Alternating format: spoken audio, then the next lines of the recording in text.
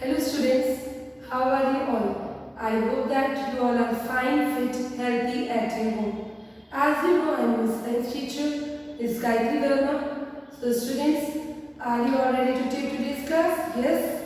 Yes, everyone is ready to take today's class. Students, you all have heard a very nice quotation that when there is no failure, there is no success. Yes, students, you must keep remember this thing in your mind that once you will not become a failure, how can you be a successful? Okay, so suppose you are learning a concept but you are not getting it, you are getting failed. So don't worry, no need to worry. Start again so that it will all make you successful because once you start learning like this, then definitely you will be successful in understanding all the concepts. So let's start our today's class with this thought, with a positive thought in our mind.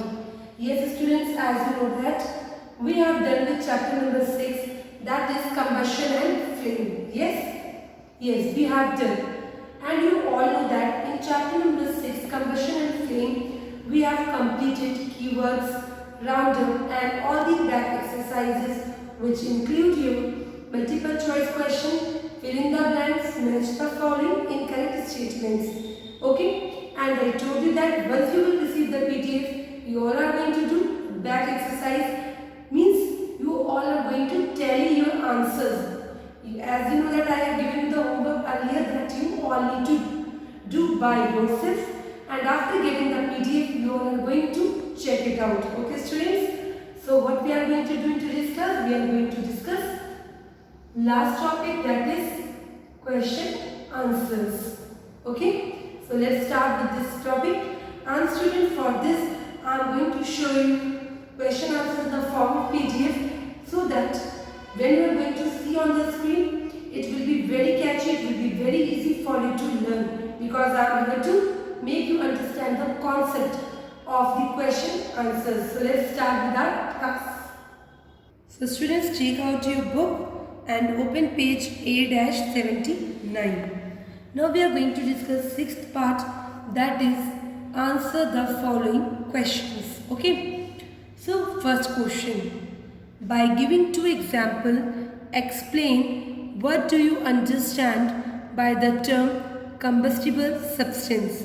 So students, by this question what you are understanding, that question is demanding what is combustible substance and you have to explain with the help of an example.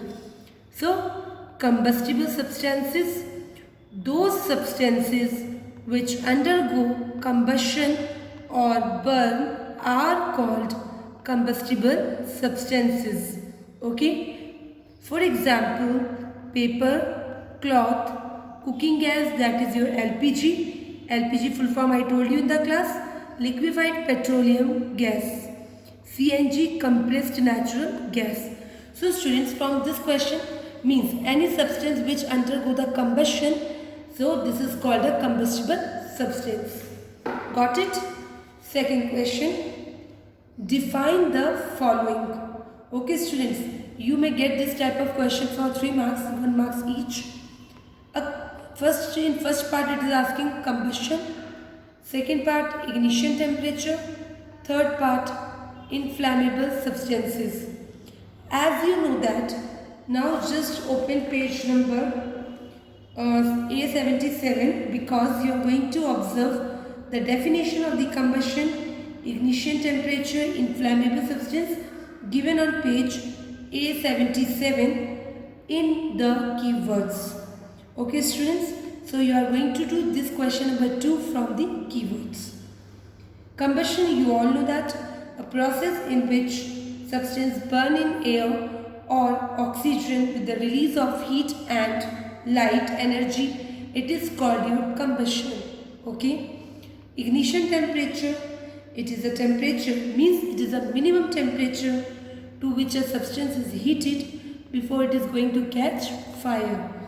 Inflammable substances, the substances which have no ignition temperature, which is generally less than 100 degrees Celsius. So this is how your second question get completed. Okay. Now again open page 79. Third question. State three conditions necessary for combustion. You all have seen in the PPT, there I have shown you the slides in which I told you that there are three conditions which is required for the combustion. So first condition, there must be a combustible substance. Okay. Second, there must be a continuous supply of oxygen or the air. We all know that in the presence of oxygen or air, the combustion can possible, otherwise it is not possible. So, third, the temperature of combustible material should be above its ignition temperature. You must keep this thing in your mind that its temperature should be above its ignition temperature. So these are the three conditions required for the combustion to take place. Okay students, now all the three questions answers are clear to you. Now we will do fourth one. Fourth question, what do you understand by the terms? Student, try to understand this question.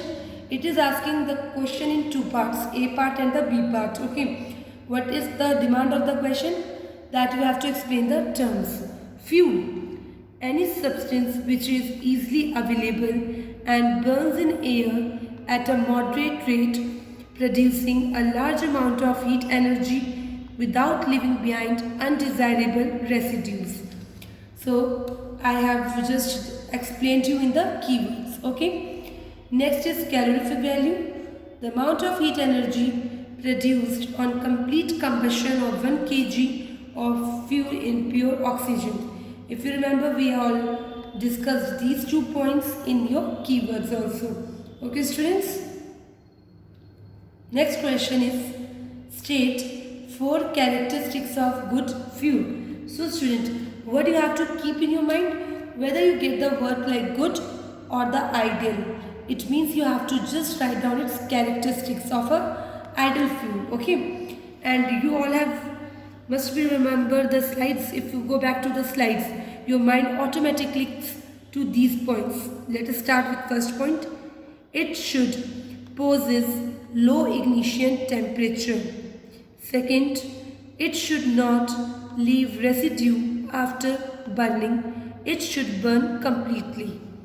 It should burn without producing too many pollutants. Students, you all know that pollutants are the agent which cause pollution. Means we should, it means that the fuel should burn without producing too many agents for the pollution. Means basically it should not create air pollution. It should be easily available and accessible. I told you earlier, it should be easily available and it should be easy to store. Last point is, it should be economical. Means it should be very cheap, not too expensive. Okay students, this completes your 5 questions. Yes, it's all clear to you? Okay student, now 6th question. Draw a diagram showing different zone of candle flame. Which zone contain unburnt vapors of wax and second very hot carbon particle. So student, what you are going to write down in this, you just simply draw a figure because question is asking you have to draw a diagram. So you are going to show these zone in the flame of the candle. You are going to see it. First, yellow is known as middle zone and the wick where we find it is innermost zone of unburnt wax vapor, which we call it as black because wick is in black color. Yellow is your middle zone. Then you are going to find out just near the middle zone where the partial combustion taking place, you are going to find a zone which is least hot.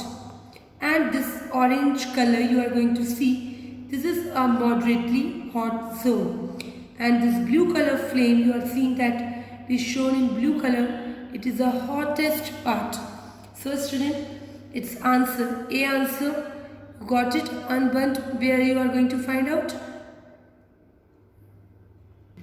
You are going to find out all these things in this, the diagram shown to you. So 7th question, how has the use of CNG in motor vehicles reduces pollution in the big cities? Explain. So, what you have to tell that how CNG is being replaced in place of petrol, diesel.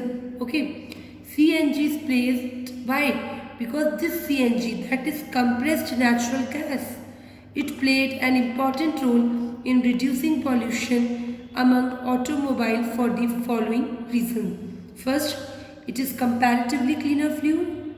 It is comparatively cleaner fuel as compared to petrol and diesel. Second, CNG can be alternative for diesel, petrol and propane or the LPG. Third point, it usually contains a few undesirable gases than the other fuels mentioned above. Okay. Next is the combustion of fuel like petroleum causes many unburnt carbon particles along with carbon monoxide, which leads to respiratory disease. Means once it is going to emit lot of unburnt carbon particle, and if you are going to just respire it will cause many respiratory problems like your asthma, bronchitis, so many respiratory disorders occurs. Eighth question, compare LPG, that is liquefied petroleum gas. Student, why I am repeating again and again their forms? Because you can get 1 mark question for a short abbreviation. So compare liquefied petroleum gas or compressed natural gas as a fuel with coal. Okay. So CNG has low ignition temperature, that is it burns with low temperature than coal. You are going to compare both the types of fuel, that is LPG and CNG, with this coal. So once you are going to do the comparative study between these two, CNG will have low ignition temperature, means it is going to burn with low temperature than coal. Okay. CNG has much higher calorific value, that is it requires less input and produce more output, higher energy value than coal. Third is CNG consists of less amount of pollutant as compared to coal, which allow the environment to remain the pollution free. As we know that CNG is a cleaner fuel, so this will make our environment, our atmosphere pollution free. Next question. Question number 9. Why is water not used in controlling electrical fires? Students, if you remember, I told you 2 days before that once you are going to deal with the fire which occurred due to electrical wires or any electric circuit happen, in that case you should not use water. Why? Because water is a good conductor of electricity. It is going to conduct electricity, okay? If added to an electric fire, the water would just spread the electricity further, and the person dousing the fire might get an electric shock.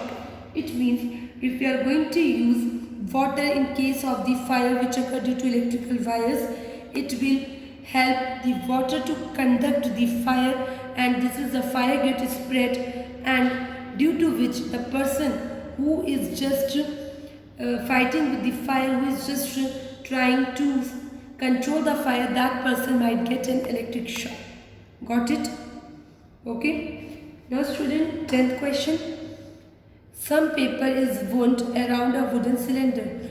Means here you are going to take one cylinder which is made of wood and second cylinder which is made of aluminium, in which you are going to wrap the paper around it. Each of the cylinder is held over a Bunsen burner flame for 10 seconds. After wrapping the paper around the wooden cylinder and the aluminium cylinder, what you have to do?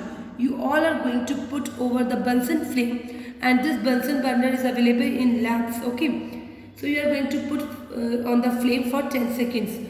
Now once you do this procedure, what will you observe? Explain your answer, okay? So students, we will observe that the paper wound around the wooden cylinder will catch fire easily, whereas the paper wound around the aluminium cylinder will not catch fire easily. Means now you are thinking that we are wrapping paper around the wood cylinder also and around the aluminium cylinder. Then what happened? Wood is not conducting the flame. Okay, the paper wound around the wooden cylinder will catch fire easily. Sorry. So it is the paper which you are going to wound around the wooden cylinder, it will catch fire easily as compared to aluminium cylinder.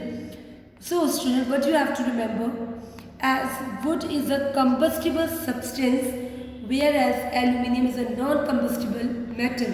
Means in case of wood, it is going to just catch fire because it is act as a combustible substance, whereas aluminium is a non-combustible material.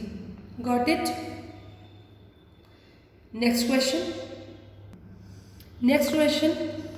Which zone of flame is used by goldsmith to make gold ornament and why? Students, I told you earlier also that goldsmith uses non-luminous flame. Non-luminous flame, which is termed as the outermost part of the flame, and the part of the flame is used because outermost flame undergoes complete combustion and it is considered as the hottest part of the flame. Okay student, this is clear to you? 12th question is very important because it is like a numerical and you know that how you are going to solve it. Okay, first we will read the question carefully. Calorific value of cow dung is 7000 kilojoule per kg. I told you their unit kg per kg means kilojoule per kg and the calorific value is given to you 7000. Now question is asking how much cow dung cakes are required to produce heat energy of 35,000 kilojoule. So students, once you read this question, what you are getting? We are getting calorific value is equal to 7000 kilojoule per kg. And before solving this question, you must remember this formula. Produced heat divided by amount of fuel. So in place of calorific value, you are going to put 7000 kilojoule because it is given in the question. Produced heat, it is given in the question, that is 35,000, and you are going to put a slash amount of fuel. After this, amount of fuel will come here and 7000 will multiply with this. Sorry, it will get divided by 35,000. So 35,000 divided by 7,000, all 30 get cancelled. Amount of fuel is left, that is 5 kg. If you remember, we have solved this numerical in class also. Yes student, next question. Student, 12th and 13th question is very important. So write down important there. 13. 5 kg of fuel produces 32,000 kilojoule of heat energy on complete combustion. You have to calculate the calorific value. So student, according to the question, we understand that we need to find out the calorific value, and they have given you the values of the produced heat, that is 32,000, and according to formula we have to divide with the amount of fuel which is given as 5 kg. So you are going to do the division and you will get 64,000 kilojoule per kg is the calorific value of a fuel.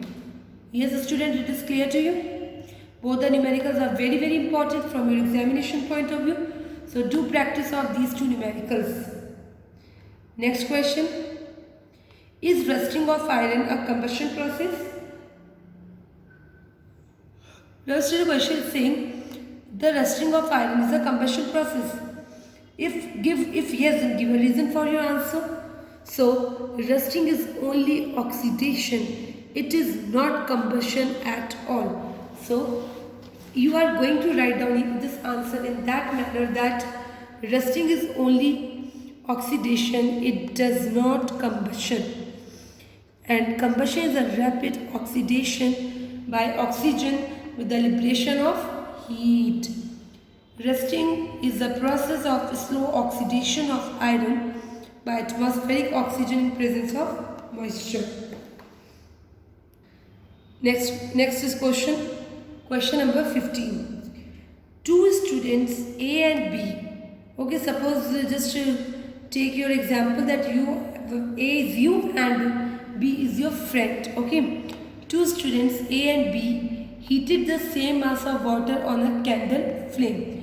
You both are heating the same mass of water on a candle flame. The student A kept the beaker slightly above the flame of the candle, means you are going to keep the beaker above the flame of the candle, and your friend is keeping the beaker close to the wick of the candle.